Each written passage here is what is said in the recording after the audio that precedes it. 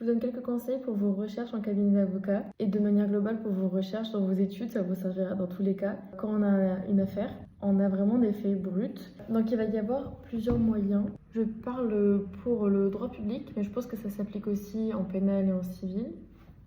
À voir. Généralement, quand on est en droit public, il va y avoir, lorsque la demande c'est l'administré, une décision préalable, la plupart du temps.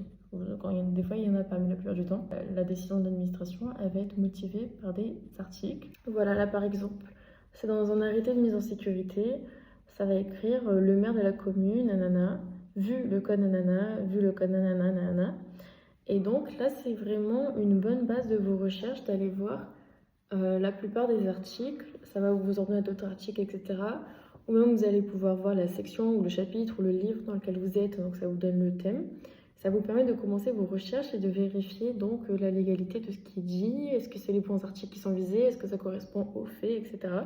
D'une autre manière, imaginons que c'est une demande de conseil où on n'a vraiment que des faits. Oui, il se passe ça dans ma commune et je me demande si je peux faire ça. Il y a plusieurs manières de faire, mais le plus simple, je vois que ça fait déjà 3 minutes que je parle, je pense que je ne vais pas tout donner dans cette vidéo.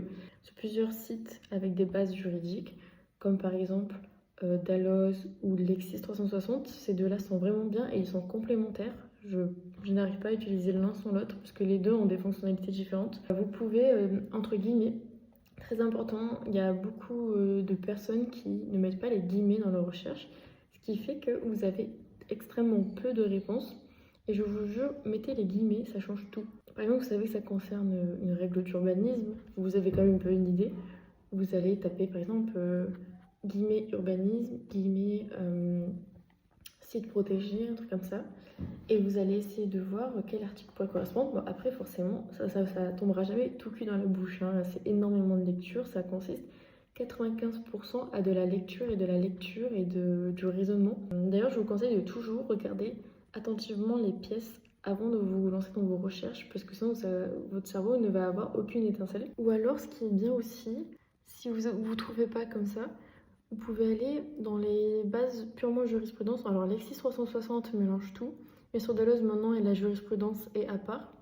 Et vous avez aussi l'application, enfin le site Jurist Paper qui est gratuit, qui est super bien aussi pour trouver les jurisprudences. Jurist Paper qui est pourtant gratuit et vraiment efficace. En fait, tous les sites sont complémentaires. Vous allez forcément avoir besoin de switch d'un point à l'autre.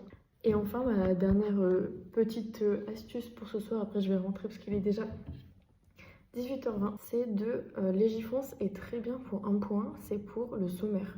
Vraiment, je me sers de ça, la base de toutes mes recherches,